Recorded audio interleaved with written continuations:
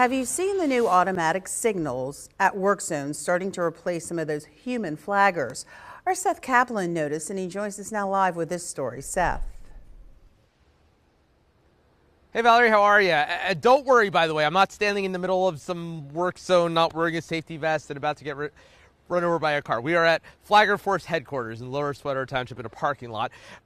Yeah, these are the devices here, and you've probably seen them showing up at some intersections. And you said, are they replacing human workers? That was one of the questions we had and that we're working on today. But let me show you how they work. We got a demonstration here. You can see there's a human pushing a button, which then activates the machine, in this case going from the slow mode into stop mode, and the arm goes down and cars pass, and after the process that goes up, and of course there's another device at the other end paired, and in this case these devices are, as I said, operated by humans, and more often than not, Flagger Force says there actually is a human at both ends, so they haven't really replaced any flaggers. They say they're using these devices primarily in places where it's just dangerous for the flaggers to stand. So they're standing off to the side where they don't have an escape route if something goes bad.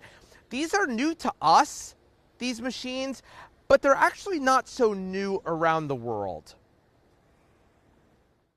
So in Australia and Canada, AFADs have a higher adoption rate than they do in the US. And it's primarily because rural environments, these devices tend to be, they're straight roads. Like, imagine a road in Colorado. You're driving straight for miles and miles and miles.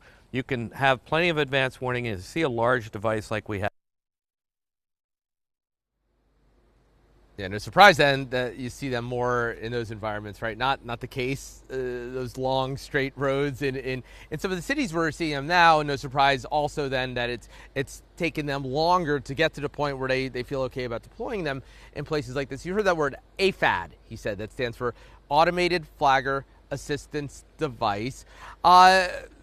They're in use in cities around the mid-state, including in Harrisburg. I went through one of those zones recently and candidly had one experience that wasn't the very greatest, which is part of why we're doing this story, asking some questions about that, how they're taking care of their own workers as well as motorists. Lots more coming up tonight, beginning at 5 o'clock for you, Valerie. Right now here in Lower Sweater Township, Dauphin County, Seth Kaplan, ABC 27 News. I've seen those devices too. Looking forward to your story.